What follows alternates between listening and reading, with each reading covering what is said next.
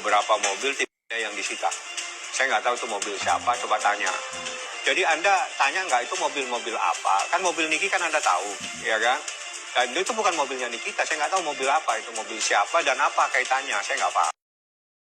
Kayak semakin kesini, gue semakin bertanya-tanya ada apa dengan kasus NM ini.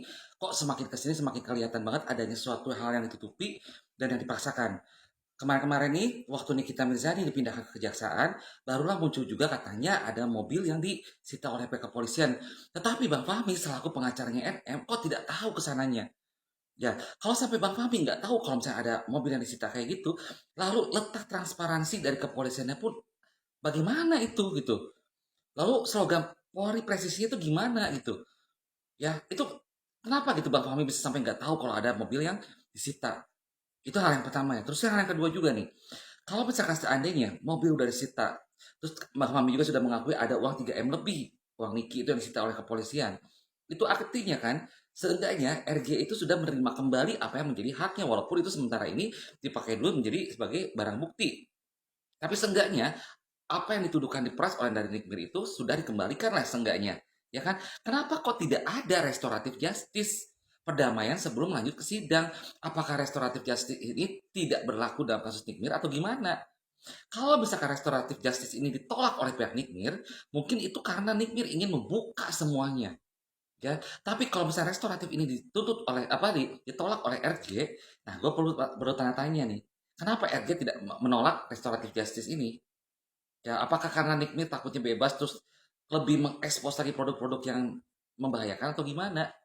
Ataukah RG juga menantang Nikmir untuk membuka-bukaan di pengadilan? Gue pikir kalau sampai itu yang dipikirkan oleh RG, salah besar gue pikir. Ya, terus yang ketiga juga nih gue tanya nih, kalau misalnya Bang Fahmi menemukan banyak kejanggalan-kejanggalan dalam tahap penyidikan kemarin, kenapa Bang Fahmi tidak coba melaporkan ke Propam? Itu aja sih yang ingin gue pertanyain. Ya, tapi inti dari ini semua, gue lihat ya, kasus ini benar-benar dipaksain banget loh. Ya kasihan Nikmir sebenarnya. Gue ngomong kayak gini juga berdasarkan apa yang gue lihat dan apa yang gue dengar dari VT-VT yang beredar di beranda gue ini. Dan gue ngambil kesimpulan seperti itu gitu. Ya karena buat gue pribadi, aneh gitu, ngerti nggak sih? Aneh banget ini. Ya, tapi apapun itu, gue bersyukur akhirnya Nikmir jadi P21 karena saat persidangan nanti kita bisa lihat kebenaran sebenarnya dan itu pasti bakal seru banget. Dibandingkan Nikmir dibebaskan gitu aja, kita nggak tahu apa aja kecurangan yang ada di dalamnya itu. Ya, termasuk soal masalah mobil ini juga.